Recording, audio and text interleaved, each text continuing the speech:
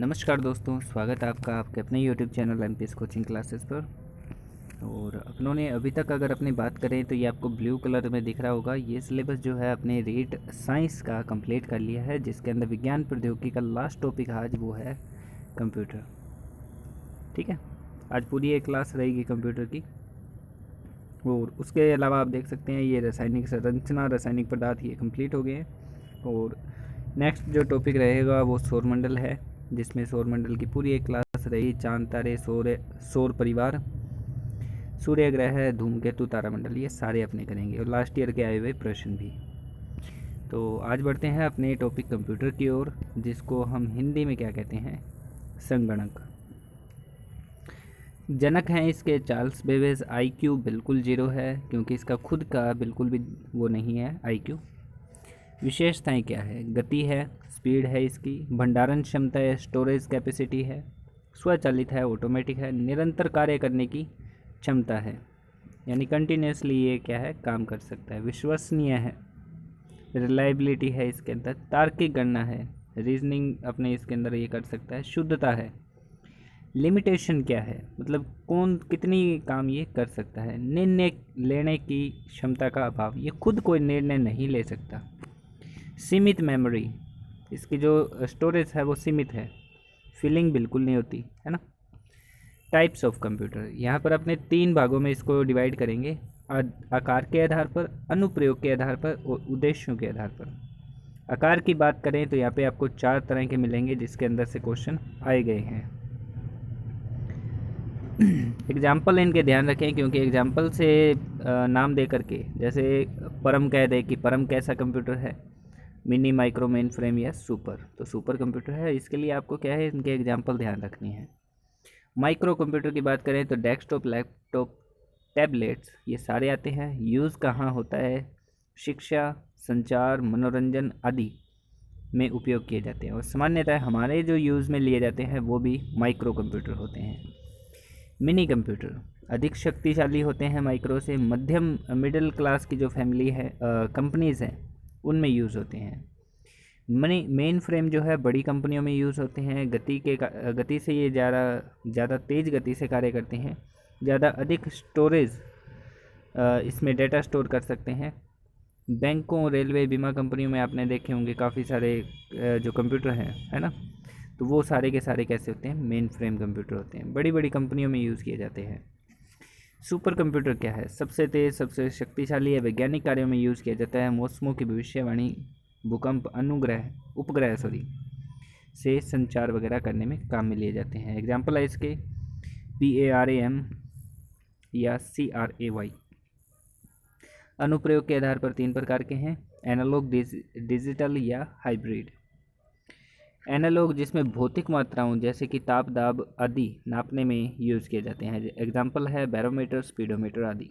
Digital जिसके अंदर binary digits यानी 0 और 1 पर आधारित होते हैं ये, और सामान्यतः हमारे द्वारा यूज़ यही किए जाते हैं। हाइब्रिड पेट्रोल पंप पे लगी मशीनें, अस्पताल में यूज़ किए जाते हैं, और ये एनालॉग और डिजिटल दोनों का मिश्रित रूप होता है। उद्देश्यों के आधार पर 2 प्रकार के हैं, सामान्य और विशिष्ट। सामान्य उद्देश्यों के लिए सामान्य कंप्यूटर यूज़ किए जाते हैं, विशिष्ट वाले विशिष्ट उद्देश्यों के लिए। कार्यविधि, काम कैसे करता है, देखिए, कंप्यूटर के प्रोसेसर द्वारा इनपुट डाटा आंकड़ों को अंकगणितीय या तार्किक निर्देशानुसार कार्यों का विश्लेषण करने की प्रक्रिया है। प्रोसेसिंग CPU यानी कि सेंट्रल प्रोसेसिंग यूनिट द्वारा किया जाता है। जो प्रोसेसिंग का कार्य है वो CPU करता है। CPU स्टोरेज यूनिट से डाटा और निर्देश लेता है और दिए गए निर्देशों के आधार पर सभी प्रकार की गणनाएं करता है। तब यह डाटा वापस भंडारण इकाइयों में भेज दिया जाता है, यानी स्टोरेज यूनिट्स में, जहां अंकगणितीय और तार्किक इकाइयों द्वारा उपलब्ध डाटा का विश्लेषण होता है। रैम रैंडम एक्सेस मेमोरी अस्थायी रूप से डाटा और निर्देशों को संग्रहित करता है। अब देखिए, इनपुट से डाटा जाता है मेमोरी में, जो कि CPU में जाएगा। CPU फिर इसको वापस किस में भेजेगा, मेमोरी में, जहाँ से स्टोरेज डिवाइस में जाएगा, और उसके बाद आप आउटपुट ले सकते हैं आउटपुट डिवाइस में। इनपुट से आउटपुट के बीच में CPU के अंदर CU यानी कंट्रोल यूनिट रहती है, MU और क्या रहती है, ALU।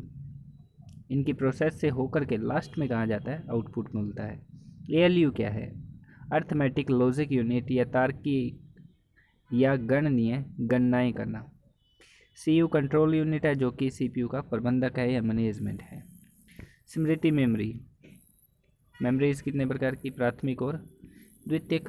प्राथमिक के अंदर क्या है, मुख्य स्मृति भी कहते हैं, आंतरिक स्मृति भी कहते हैं, वर्किंग मेमोरी भी कहते हैं इसको। स्थायी और अस्थायी रूप से स्टोर हो जाता है इसमें डाटा। और प्रोसेसिंग की गति कैसी होती है, तीव्र होती है। रैम, रैंडम एक्सेस मेमोरी, मुख्य स्मृति या अस्थायी नाशवंत स्मृति भी कहते हैं। रोम स्थायी होती है, रीड ओनली मेमोरी। द्वितीयक की अगर बात करें तो जो एक्सटर्नल अगर अपनी बात करें तो वो सारी इसमें आ जाएगी। बाह्य स्मृति कहते हैं इसको, स्थायी कहते हैं, सेकेंडरी मेमोरी कहते हैं या सहायक स्मृति कहते हैं। Memory card, pen drive, floppy disk, DVD, CD, hard disk, ये सारी की सारी कैसी हैं, द्वितीयक। ISP की बात करें तो अपने लास्ट वीडियो के अंदर देख लिया था। ISP क्या होता है, इंटरनेट सर्विस प्रोवाइडर। यह संस्था जिसके द्वारा कंप्यूटर पर इंटरनेट की सुविधा दी जाती है, जैसे कि भारत में शुरू हुआ था जब, तो BSNL के द्वारा हुआ था और आज BSNL, जियो आदि काफ़ी आगे हैं। URL की फुल फॉर्म है uniform resource locator. Computer network की बात करें तो दो या दो से अधिक कंप्यूटर या डिवाइसों को जोड़कर बनाए गए नेटवर्क क्षेत्र नेटवर्क कहलाता है। एक कंप्यूटर से दूसरे कंप्यूटर पर नेटवर्क द्वारा डाटा, फाइल आदि भेजे जाते हैं। शुरुआत 1969 में अमेरिका से की गई थी। प्रथम सफल कंप्यूटर नेटवर्क था ARPANET, है ना, ARPANET। फुल फॉर्म क्या है, advance research project agency network. ARPA की फुल फॉर्म हो जाएगी एडवांस रिसर्च प्रोजेक्ट एजेंसी, और नेट का नेटवर्क।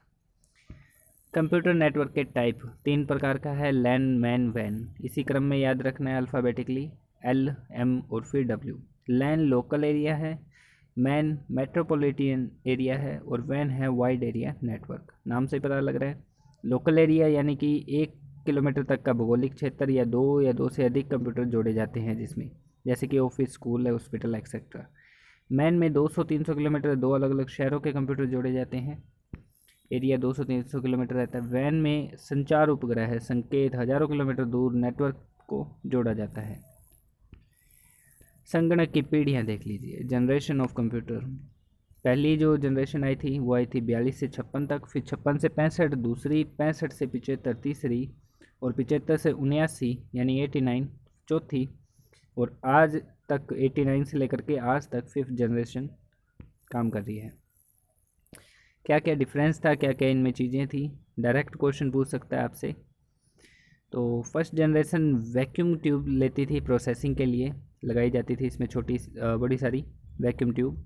डाटा स्टोर चुंबकीय ड्रम में किए जाते थे। भाषा इसकी मशीनरी और असेंबली बाइनरी नंबर, है ना।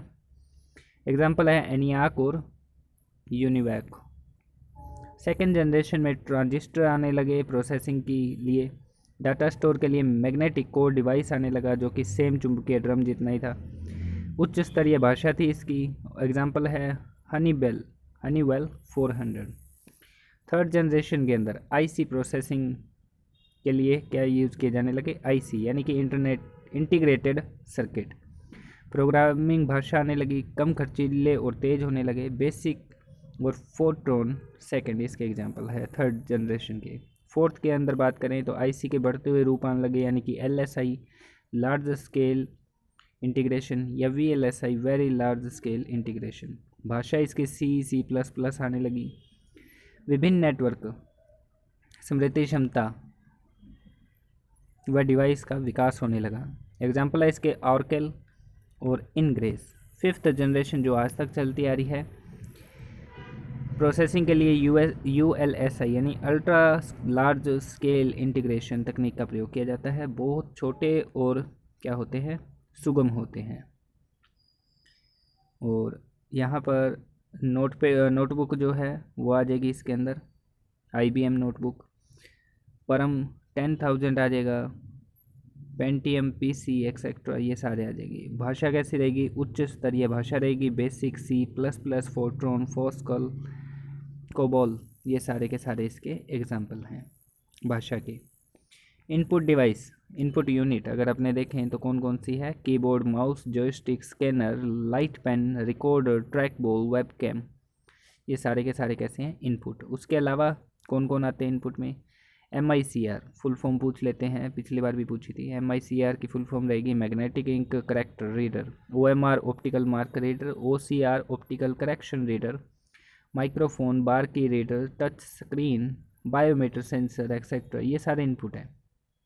आउटपुट में आएंगे monitor, printer, headphone, VDU visual, display unit, projector etcetera. Bit और बाइट्स की बात करें, जीरो और एक को संयुक्त रूप में बाइनरी कहते हैं। सबसे छोटी मेमोरी कंप्यूटर की क्या कहलाती है, बिट।